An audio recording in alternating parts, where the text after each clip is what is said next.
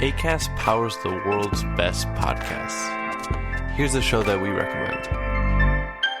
Hey, I'm Kim Holderness. And I'm Ben Holderness. We host the Holderness Family Podcast every Tuesday. You may know us from the silly videos that we make online. Or a book about marriage called Everybody Fights. Or as winners of season 33 of The Amazing Race. Still can't believe that happened. Listen, we do a lot of stuff, but our podcast is our most favorite thing. Yeah, because every week we get to sit down face to face, talk to each other about marriage, family, mental health, or just anything that we want to know more about. Sometimes we have expert interviews, sometimes it's just us, but our goal is to bring some joy and laughter into your life every week. Our other goal is that maybe you will learn something as well. Right, so search the Holderness Family Podcast and check out our most recent episodes. We have one about staying organized with creators of the Home Edit. And one about being diagnosed with ADHD as an adult. We hope you'll join us.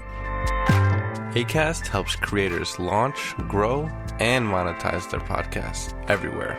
Acast.com. Hi, it's Dave here. This is my wife, Kathy. Hello. This is the Cinemile, the podcast where we walk home from the movies. And today, well, we're not going to the cinema today. We're going to watch a Netflix movie on Netflix on our television in our living room. Yeah. But we're still walking because we're committed to the bit. We will always walk. It's actually genuinely the only exercise we get. Walking for this podcast. This podcast is keeping us alive. It's keeping us alive. Giving but our everyone's cardio. talking about The Grey Man, so we have to watch it. We even put up a poll on Twitter asking you guys, should we watch it? And still running, but about 70% people are saying we should watch it.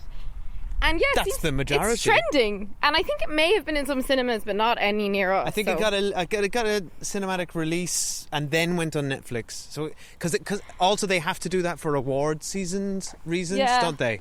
For it to be qualified as a cinematic. Anyway, I'm excited to watch it because everyone's talking about it on Twitter, and I haven't even caught a trailer for it. Literally don't know anything about it. Neither have I. That's because it's on Netflix, so we didn't see ads when we were in the cinema. I know it stars Ryan. I was about to say Reynolds. It's the other one. Gosling. Ryan Gosling and Chris Evans, and it is directed by the Russo brothers, who did a lot of the Marvel movies, and it is a spy action movie, which is our exact vibe genre. We like that. Yeah. Okay. Great. God, I've got very high hopes now. And that's all I know. I don't know any details. Okay. Yeah. I don't know if my hopes should be this high because I feel like a lot of people are like, it's shit on Twitter. Well, about 23% of our followers on Twitter say don't watch it. So. But I think that's a pretty good success ratio. Okay. I'm prepared to really like this.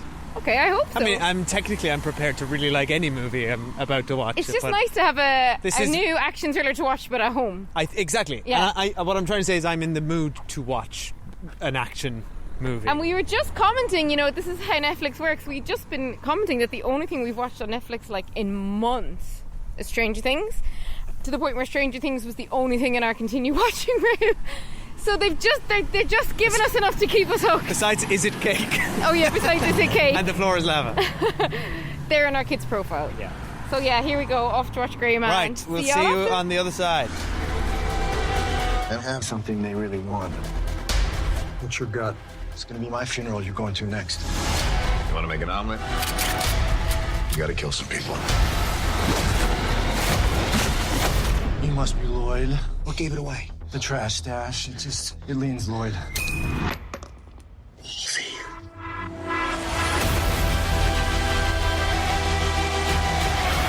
I'm about to put a hit so big on your boy's head that even his most loyal allies won't hesitate to drop a dime. Every grade A wet team from here to Reykjavik will be vying for the prestige of killing the infamous Sierra Six. I can kill anybody.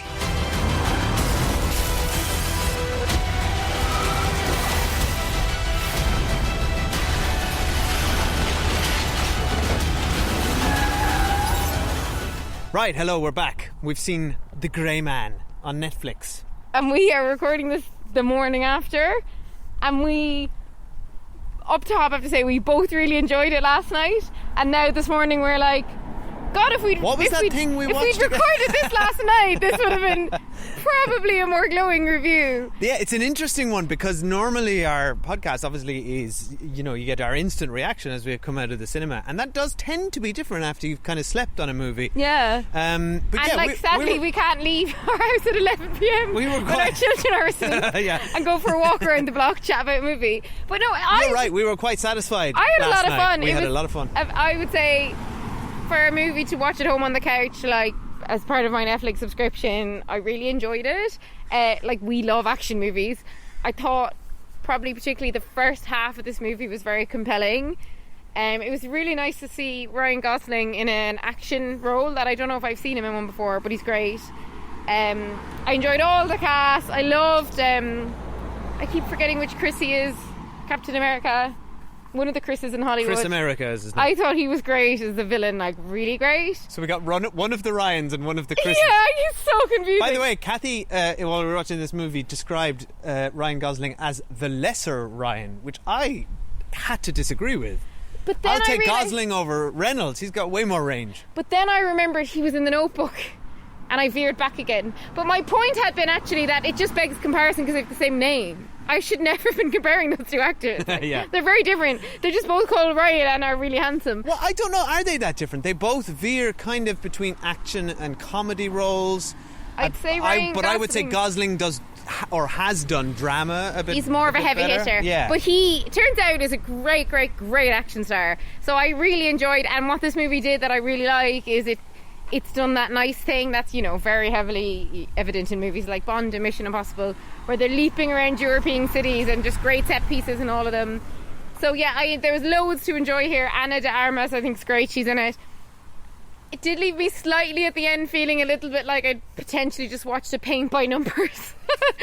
We'll take someone from Knives Out here and someone from Bond here, and we'll take someone from Bridgerton here, and we'll reason. take someone from Captain America here. But I don't actually mind that, but I could see why people may mind it. Like, overall, I had a lot of fun with it. Do I think it should become a universe spin-off, which I've since read this is supposed to become? What is it? It's like going to be like, this world is now a universe that they're going to keep making movies within. I did read that Netflix were hoping this is going to be their like tentpole movie I think series. it's gonna be. Yeah. And like, Which I wouldn't I don't mind know if watching another one, but I'm certainly like not seeking to watch another one. But overall, I actually do recommend it as a movie. You've got Netflix, you sit at home, of course you should watch it. It's on your Netflix. Oh, already. I would recommend this as well. Stick it on. It's definitely it's 2 hours and 9 minutes. It's zipped along. It's very entertaining. Everyone involved seems to be having a blast. There's a lot of really good and inventive action sequences in it. I'll call out a few of them in spoilers. I think it is not particularly, from a plot or character level, it's not particularly interesting or different. If anything, it's unfortunately living in the shadow of the two you mentioned, you know, Mission Impossible in particular, Bond, The Bournes. Like, I don't think it's quite different enough to them or better than any of them. It's sort of like a mediocre version of all of them, but also it is better than mediocre. This film has some really good elements to it, and and I enjoyed it. But as we said at the top of this, I woke up this morning and it was like it never happened.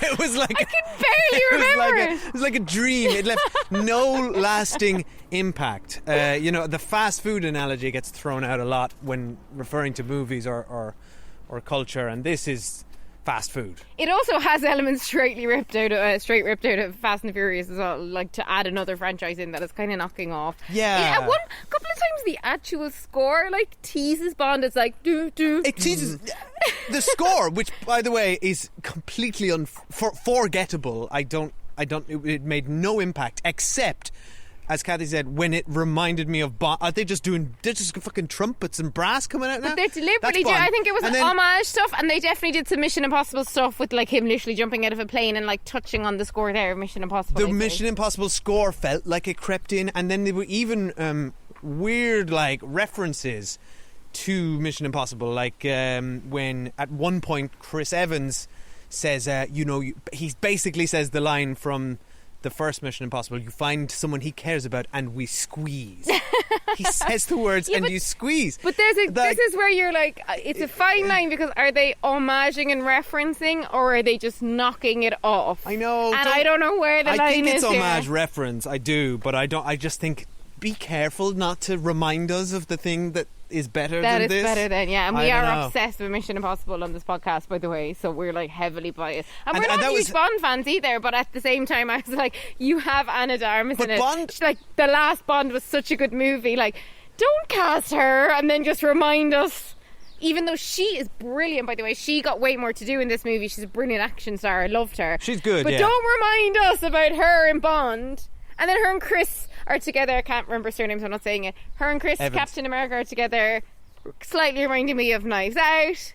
And albeit he's got more to do in this, he's great in this, he's brilliant in this as well. He is fantastic. Like, the casting really elevates this movie. And also the Russo brothers are obviously very accomplished directors in terms of like directing large scale projects, and this felt like it was in the hands of very competent directors. Like, I could follow all the action scenes, there was so many different set pieces and they were whizzing all around Europe. At no point was I lost, and I think that while that doesn't sound like a compliment, it actually is, because a lot of these movies you can get really disengaged from the action, and I thought like there's such cool stuff on, like, particularly on like a tram scene that I was really into. So I think there's actually loads going for it, and it's almost a shame it wasn't on the big screen. It's more. You're right, though. It is more. I think it would have looked good on the big screen, but I think to your point about like the difference between this and Bond in particular. And I'm not a big fan of the Bond films. I just never really engaged with them or that character. But what those films have in spades is, particularly the most recent ones, they look amazing. Yeah. The cinematography. I mean, you've got Roger Deakins doing a lot of them. Like, they look insane, like next level. This movie looks very good and expensive, but it's not. It's like Bond. When you're watching the Bond movie, and we did love the most recent one, it's like it's just screams luxury and premium. So that's USP. Mission Impossible's USP is, Tom Cruise is actually doing this stuff and it looks amazing, and Christopher McQuarrie and him are just concocting the most batshit real world like next level things. I mean, there's some airplane stuff in this, and you commented it was like, this is all CG, right? I mean, like, give us Tom Cruise. If you're not jumping out of an airplane, I don't want to see it. Like, don't even show me pretense of someone jumping out of an airplane. But to this movie's credit, though, and I actually think this is really valid. Like, Bond is made for a big screen. Bond has got decades worth of contractual agreements with all the product placement in it, and like, it's, you know, you get to feature those cars on the contingency that it's played on the big screen, which is one of the reasons it was like delayed for years. Post-pandemic, they were not going to release it on the small screen. That had broken all their contracts. This movie was made for a smaller screen, and that's okay. And it's one of our cribs about Stranger Things this season, is we thought they blew so much money, they wasted money on it. And I'm not saying this movie wasn't incredibly expensive, because I'm sure it was, but at the end of the day, it's not designed to be played on cinema screen. So I don't know if I agree. I don't know if the Russos would agree with that. Although, however, no, some of the CG was very visible. I think for a large cinematic release, you wouldn't have had CG like that. Did you read some of the comments that they made in an interview recently, which was doing the rounds, in which they were asked about the difference between cinema and streaming networks, and they described cinema as being as a concept being a form of gatekeeping. Not everyone can afford to go to the cinema and blah, blah, blah.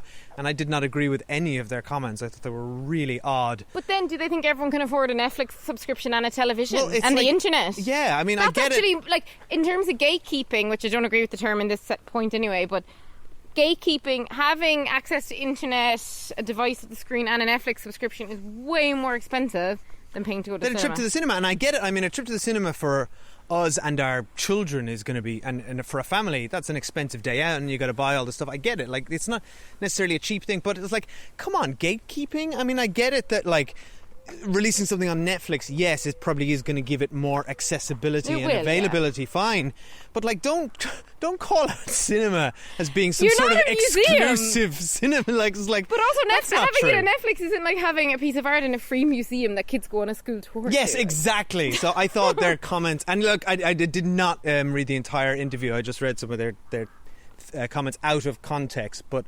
That argument, I think, is poor. It's pointless, and it's not an argument that needs to be made. We're delighted when movies come out on streaming services because then we don't have to pay and go to the cinema.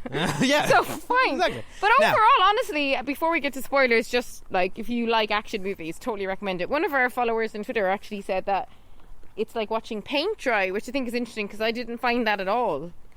No, but look, I guess it's not going to be for everyone. I mean, if I was to put a number on it, I'd say 23% of people aren't going to enjoy this movie.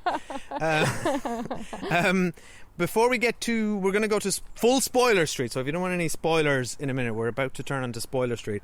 But before we do, I'd like to say a big thank you, and I'm sure Kathy would as well, to all of our patrons over at patreon.com/The Cinemile, who keep this show going. And we have some lovely new ones who I would like to shout out, including Andy Gaffney. Hi, Andy. Who is a podcast producer who's made a great podcast called Promenade, which is nominated for Best New Podcast at the Irish Podcast Awards. And British Podcast Awards. And he was nominated for British Podcast Awards. And we're on it as well. So go listen to that. But this totally unrelated that he's apparently one of our new patrons. Thanks, Andy. Yes, it all sounds very backhanded now, doesn't it?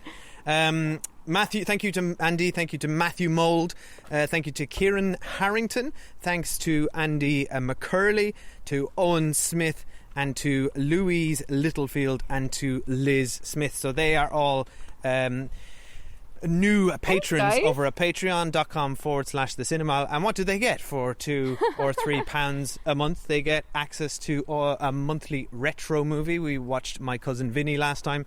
We are about to do a Cork Connections movie in tandem with the Best Bits podcast, and you can vote for the one you want there, including Michael Collins' War of the Buttons, and even Titanic. And we've done loads of TV stuff. We do loads of TV stuff. So you've got the whole of season 4 Stranger Things. You can hear us talking about that. Or The Boys, or loads of other stuff. And every week we watch, we do a full review of For All Mankind every week. Yes, because we're obsessed with that which show. Is tonight. Yeah. Woo. So full spoilers now for The Grey Man.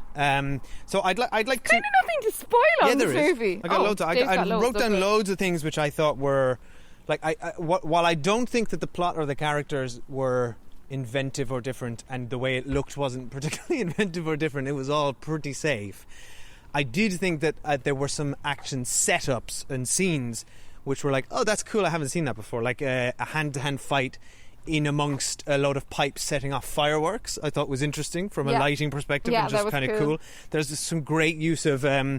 Ryan Gosling, that scene he has fighting while he's holding a flare on the airplane. I thought the whole airplane scene, while it was CGI and wasn't Tom Cruise jumping out of an airplane, it can't. Not everything can be that. Not everyone is a fucking mental head like Tom Cruise.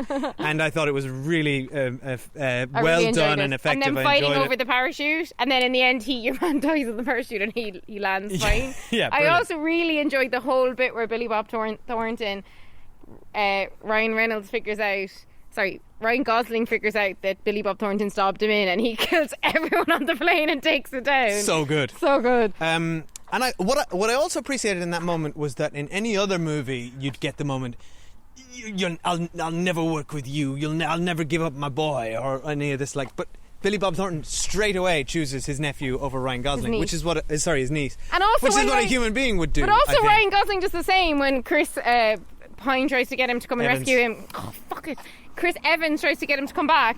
He's like, he's a big boy, he made his own decisions. Neither are gonna give in to those basic demands. Yeah, I liked that. I appreciated that. And Billy Bob Thornton really didn't have much to do in this, but he was, he's always good.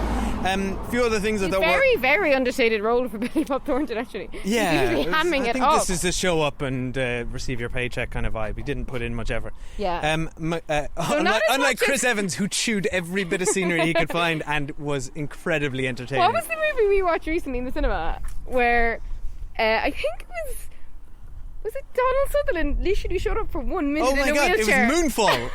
Yeah, and Donald Sutherland. He didn't even stand up. And he's in the trailer, and he's like, that's the entirety of his appearance. Now, that's showing up and just getting your paycheck. In fairness, I'd say Billy Bob Thornton did a bit more than that. He did, to be fair. A few other things I thought were really cool. The whole Ryan Gosling down the well thing. was brilliant. That was class. His whole MacGyver when the guy put thing. him in the trap door as well, and he was taking the photo of him. Yeah, we knew he was going to betray him, obviously, but we didn't expect that. Didn't think there was a trapdoor. Yeah, that was very fun. The whole scene with him handcuffed to the bench in Prague. That was amazing. While a massive attack happened. And the bad guy's like, can anyone just shoot the guy who's fucking chained to the bench? Yeah. That whole scene, that whole Prague bit, I had loads of fun with, and I loved when Ana de Armas shows up, fully rescues him, is driving alongside the tram. The tram bit was that's great. when I was like, oh, now they're doing Speed. They just keep doing. And there's loads of great little touches, like when he kills a guy by looking in the reflection of the buildings. Do you know what? We're such suckers for this stuff. We were like, yeah, this is so fun. I thought some really well storyboarded action sequences. What it was missing, though, to compare it to yet another action franchise, what I thought it was missing was the sort of close hand-to-hand and steady combat you get in a John Wick movie, where I thought the fight scenes were solid, but they're still edited in a way where I'm like, there's lots of cuts. Whereas with a John Wick scene, you're like, fucking Keanu Reeves just learnt this whole thing and is doing some serious martial arts with some other people who are also awesome at that. I felt like but that's Ryan a bit Gosling, like the Tom Cruise Mission Impossible thing. Not everyone can be martial arts experts. Not everyone can jump out of the plane. But Keanu Reeves and Tom Cruise are 60 years old, right? Yeah, but they're only doing one thing in those movies. In fairness, in this movie they're doing everything at the same time. And now that I think about it, you know who else Chris, Captain America, was giving me vibes of? Henry Cavill in the last Mission Impossible. Oh yes, that was his vibe as well. Yeah, very much so. Yeah. Basically, this movie just took all the things we mushed them together, and now we're into it. Which is kind of Netflix's IP. I mean, it's like just the algorithm they get leveled at it all the time. And it's funny because obviously, Netflix love to promote, and I'd say it's an algorithm thing as well. They love to take the guy from Bridgerton and put him in this movie, right? And they took Ana de Armas, and interestingly, only today then I read that this morning that she's going to be playing Marilyn Monroe in an upcoming Netflix movie. Wait, isn't there already two other Marilyn Monroe movies coming out? Dude, or is that Marilyn Monroe will never stop being exploited for content. Anyway, so she's in a Marilyn Monroe. So they love dipping into their own well of talent. And the next Knives Out movie is going to be on Netflix, isn't it? Didn't we read that? I think it is, yeah. Yeah, so I think they just this is all kind of feeding into their own ecosystem as well. Yeah. What I will say about which also will have Jessica Henwick, who was also in this movie. Jessica Henwick? Yeah, she was the CIA agent with the short hair. Slightly baddie, but slightly goodie. Yeah, so she's probably going to be worse in the next movie. And then what I have to say about this movie is the longer we are away from watching it, right? Yeah. Even as we're doing this podcast, it's like in the Langoliers when those creatures eat the past. Yeah. So if you go back in time in the Langoliers, you'd actually be eaten by these giant Pac-Men. The longer and further removed from this movie I am, I'm forgetting everything. So we have to finish this podcast quickly, or I actually won't be able to speak about the movie anymore. Okay. I mean, I don't know what else I got to say. I mean, there was some. I like the plot with our protagonist and the little girl. I enjoyed their relationship, the stuff with the record. Yeah. All that stuff was nice. She was a good actor. Yeah, that was all nice. Did I think that he would sacrifice everything in his life to rescue her? Yeah, I bought it. Often in these movies you wouldn't, but we learned he had a terrible, cruel father. Clearly him and Billy Bob Thornton have got a kind of father-son relationship, and they showed me enough of him and the girl to make me buy it, because he seems to even his backstory, while fairly underdeveloped, was and Billy Bob Thornton even said it at the beginning, he killed his dad for a reason, and he kills what he thinks are bad guys. So when that girl was at risk, he does want to save her. And actually the other guy, who I think is number 5, but no one told us who was, the guy towards the end who was brought in as I don't think he was. I think they're saving that. He basically was as soon as he heard they were going to kill a little girl, he was like, I'm done. So they were like, we have our morals. Assassin with a code. Do you know what really annoyed me, though, about Ryan Gosling? No! Jesus Christ. His backstory was that, and I believe this is based on a book, so I don't know what came first, but it is the minor spoilers for The Boys, but it's the exact plot of Karl Urban's character in The Boys. Dave, I would say you're deep into The Boys right now. It's the exact plot I've seen of 1,000 movies. It is pretty obvious, but come on, sorry, literally son and brother raised by an abusive dad who's toxic masculinity destroys them, recruited by the CIA. Now, where I would say it's more of an thing. homage to The Boys, that you said it's the same actor. Sorry, it's the same actor.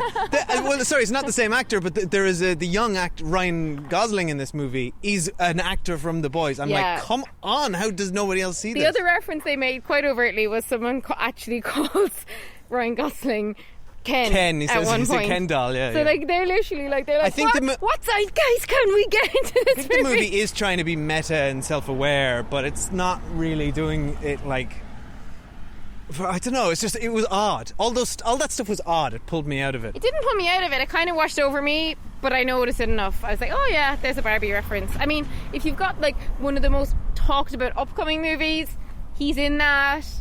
He's playing Ken. He kind of does look like a Ken doll. Fine. Yeah, they're just having a bit of fun with it. What did you think of Ryan Gosling's performance in this?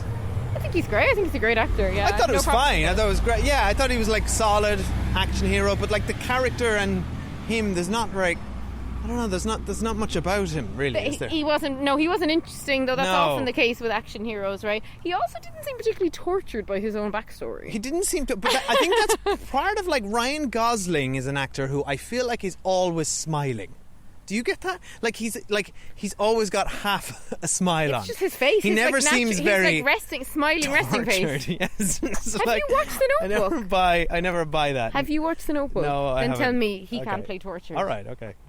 I love him actually. I was really glad to watch him in this movie. I feel like I haven't seen him in ages. No, he was good. He's solid. He's very good. And I still think he's the better Ryan. I like Ryan Reynolds as well, but I feel like every time Ryan Reynolds shows up, I'm getting a Ryan Reynolds performance, whereas Ryan Gosling, he can disappear to the point where we watched a Ryan Reynolds movie on Netflix recently, and we didn't even bother recording a podcast on it because we were like, we'd really nothing to say about that again. I think the Langoliers have eaten it. The one that was about him time travelling, which is also our jam. Oh, the Adam Project. Past self, yeah. The Adam Project, yeah. So we didn't even bother reviewing that one. So this one is up a notch. I thought this was a lot better than that. Yeah, this is a lot better. That had some nice elements to it. But that really felt like a TV movie. It just felt like it was, off a treadmill. No, but obviously the MVP of this movie is Chris Evans. Captain America Evans. Yeah, he is so fun in this. I was actually watching it and I was like, do you know what? I think he must be so happy to be done with the Marvel movies and he's getting to do fun other stuff, because I really felt when we were watching Thor recently, like, God help poor Chris Hemsworth. Like, he's trapped. He's just trapped. Trapped in a studio nightmare. All he has to do is work out 8 hours a day so he can be muscly enough to play Thor in these like increasingly worse films. It mustn't be stretching him as an actor. But no, I mean he's brilliant, but he's always playing the same character, and that must get really boring. So I felt like they were all really enjoying their roles in this, which I think is great. And that's about it. I think we've talked about. Would you show up in your own living room for another one of these? If it's the Grey Man 2, Greymore, the thing is, the Greyer Man. Because it's on Netflix, I would. Would I go and see it in the cinema? Absolutely not. What about you? The Grey Man 2. Would you go and watch Grey About You? Would you go and watch Grey About You in the cinema? In the cinema? Yeah. I mean, probably not if it's on Netflix. No, but if it was if it was only in the cinema? Yeah. Oh, I wouldn't be rushing out now. No, same. But I'd probably head out. We wouldn't. We barely get to see stuff we like in the cinema these days. Never mind this shite. All right. Okay, well, thanks for listening, everyone. Let us know, whether you're in the 77% or the 23%. Let us know what you feel about The Grey Man. Do you feel anything at all? Do you remember it? It's a terrible title, by the way. If you watched it, do you remember it? That's my primary. Title. It's a terrible title. Do you remember it? Yeah, email us thecinemile@gmail.com or @thecinemile on Twitter. Do you remember this movie? Also, they're like, he lives in the grey, but that's the only reference in the whole movie to the Grey Man bit. So, like, to hang your title on that, come up with a better title. There should be a little bit more going on in the movie about it. I've got one. What? Sierra 6. Although that sounds a bit like Underground 6 or whatever. The Michael Bay, another Netflix movie by Michael Bay, action movie with Ryan Reynolds. Oh my God, it's all coming. And that would look terrible. We didn't even watch that. Okay, bye. Okay, bye.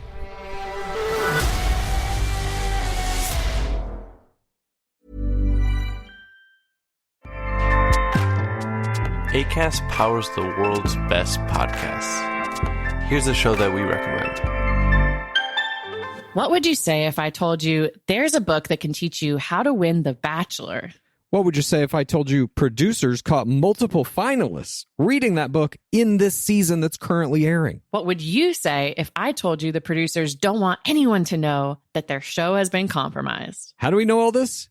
We wrote that book. I'm Lizzie Pace. And I'm Chad Kultgen. We're the authors of How to Win the Bachelor and the hosts of the Game of Roses podcast, a bi-weekly podcast where we break down all the biggest plays, errors, and MVPs in the game of reality television. Listen to Game of Roses wherever you get your podcasts and go to howtowinthebachelor.com to get our book. Acast helps creators launch, grow, and monetize their podcasts everywhere. Acast.com.